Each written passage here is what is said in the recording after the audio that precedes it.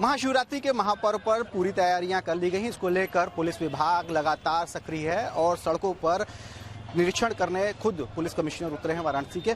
किस तरह की तैयारी देखने को मिलेगी, क्योंकि इस बार भारी संख्या में श्रद्धालुओं के आने की उम्मीद है।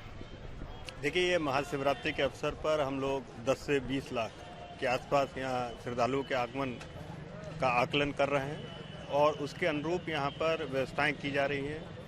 लोगों को लाइन में सुचारू रूप से लगाने के लिए बैरिकेडिंग की जा रही है। यहाँ पर आज मंदिर के अंदर वहाँ पर जो भी हमारे पुलिसकर्मियों की ड्यूटियाँ रहेंगी, उनकी भी मीटिंग करके उनको सॉफ्ट स्किल्स, अच्छा श्रद्धालुओं के साथ किस प्रकार का बिहेवियर किया जाए कि वो यहाँ से अच्छी यादें लेकर के लौटें, इसके लिए यहाँ पर ब्रीफिंग की गई है।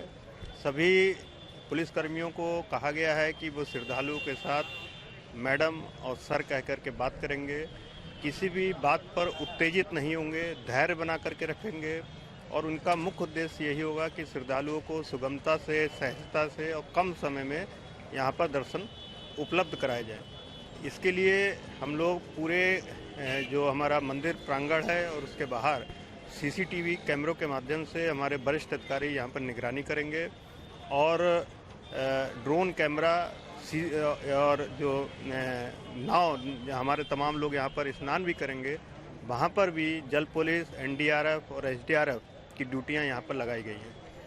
जगह जगह यातायात सुगमता के लिए बैरिकेडिंग और नो व्हीकल जोन भी बनाए गए हैं और जो बड़े वाहन हैं उनका भी प्रवेश लगभग प्रतिबंधित ही रखा जाएगा। देखिए, ये ट्रैफिक सुचारू रूप से चलता रहे क्योंकि इतनी बड़ी संख्या में लोग आएंगे। इसके लिए हम लोगों ने लगभग 40 पार्किंग्स चिन्हित की हैं और जो सबसे नज़दीक की पार्किंग है वो मंदिर से करीब 300 मीटर की दूरी पर है और अन्य पार्किंग उसी अनुपात में कोई 800 मीटर पर, कोई 1 किलोमीटर पर, संपूर्णानंद विश्वविद्यालय करीब 1.5 किलोमीटर दूरी पर यहाँ से है। इन सभी स्थानों पर पार्किंग कराई जाएगी और प्रयास किया जाएगा किसी भी श्रद्धालु को कम से कम मतलब चलना पड़े, इसका प्रयास किया जाएगा। श्रद्धालुओं को कम से कम चलना पड़ेगा, इसका प्रयास किया जाएगा।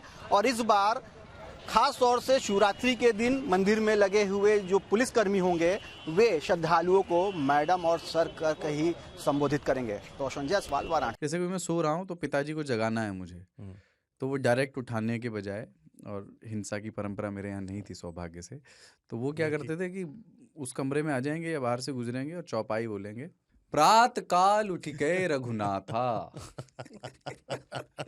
मात पिता गुरु नावई माता। कभी कभी मैं गुस्से में उठ करके अरे पापा चरण स्पर्श किया और सो गया। मैंने कहा अब मत उठाना।